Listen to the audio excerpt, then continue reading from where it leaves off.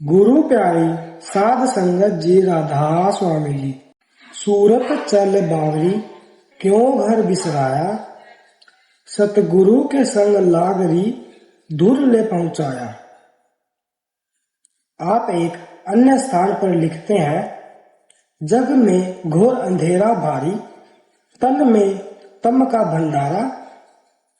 सोपन जागृत दोनों देखी, भूल भुलैया धर मारा। जीव अनजान भया परदेसी, देश बिसर गया निज सारा। फिरे भटकता खान खान में, जोनी जोनी बीच झक मारा। दम दम दुखी कष्ट बहु भोगे, सुने कौन अब बहु हारा। करे पुकार कारगर नाही, पड़े नरक में जमधारा।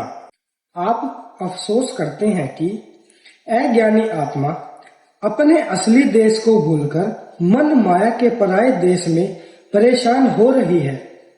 इस देश में हर ओर अज्ञानता का अंधकार फैला हुआ है। यहाँ आत्मा को दिन रात सोते जागते एक पल का भी आराम नहीं मिलता।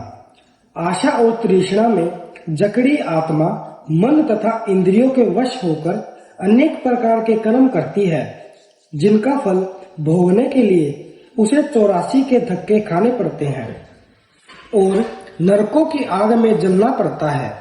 स्वामी जी महाराज उपदेश देते हैं, धाम अपने चलो भाई, पराये देश क्यों रहना। सतलोक में आत्मा को शब्द या नाम के अमृत का आनंददायक आधार प्राप्त था। जब यह निज धाम को छोड़कर मायामय संसार में उतरी है, इसको शब्द या परमात्मा का स्पर्श प्राप्त नहीं हुआ। यह संसार में बेचैनी से हर ओर उस आदि आनंद की खोज में भटक रही है। यह इस संसार की शक्लों, पदार्थों, भोगों और मान बढ़ाई में उस मूल आनंद को ढूंढने का प्रयत्न करती है। संसार, इसके भोग पदार्थ और सगे संबंधी नश्वर वस्तुओं और पदार्थों में से न स्थायी सुख मिल सकता है और न ही स्थूल इंद्रियों से जड़ के भोग सूक्ष्म और चेतन आत्मा को शांति प्राप्त कर सकते हैं। मन से बंधी आत्मा जिस पदार्थ या भोग की ओर जाती है, उसमें इसे निराशा मिलती है। इस निराशा के कारण यह दूसरी वस्तुओं और पदार्थों की ओर दौड़ती है, पर जितना अधिक यह इन नश्वर और स्थूल वस्तुओं में सुख प्राप्त करने की कोशिश करती है, उतनी अधिक इसको निराशा होती है और उतनी अधिक इसकी हालत खराब होती जाती है। लोग प्रतिदिन नए पदार्थों, पकवानों, पहनावों, रंग तमाशों और भोगों की ओर दौड़ते हैं, क्योंकि उनको पहले प्राप्त हुई वस्तुओं से संतोष प्राप्त नहीं होता। मनुष्य को यदि कोई सच्चा, निर्मल और अविनाशी पदार्थ मिल जाए, तो वह उसमें मगन होकर उसकी वस्तुओं की ओर से मुंह मोड़ ले। वह सार पदार्थ परमात्मा या उसका नाम है। स्वामी जी महाराज प्रेम पूर्वक समझाते हैं, हंसनी क्यों पीवे तू पानी, सागर क्षीर भरा घट भीतर, पीवो सूरत तानी। जग को जार धसो नभ अंदर, मंदर परख निशानी। सूरत समार करो सत्संग, क्यों विष अमृत सामी। तेरा धाम अधम में प्यारी, क्यों दर संग बधानी।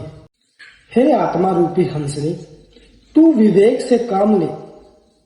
तेरे अंदर माया रूपी पानी और शब्द या नाम रूपी दूध को अलग कर सकने की शक्ति है।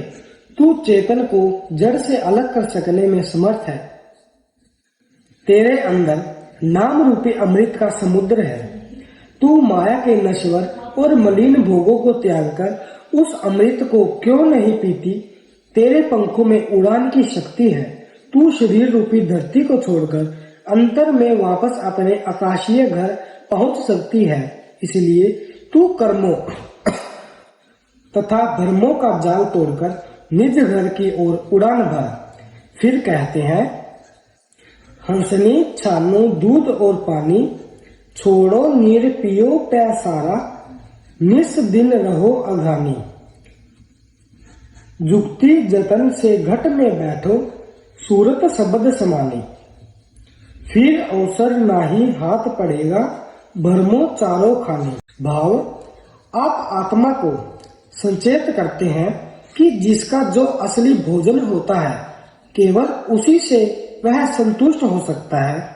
अन्य किसी प्रकार का भोजन उसकी भूख और प्यास को शांत नहीं कर सकता। आत्मा परमात्मा के बिना अशांत है।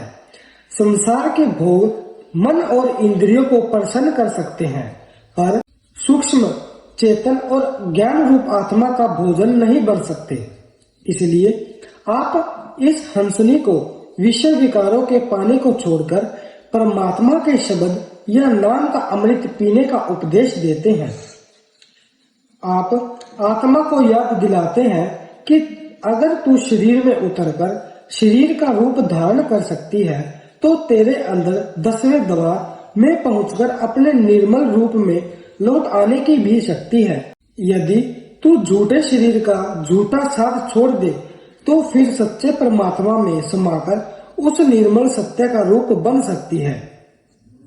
स्वामी जी महाराज फरमाते हैं, जब आवे सूरत देह में देह रूप ले ठान, जब चढ़ उल्टे सुन को हर्ष रूप पहचान।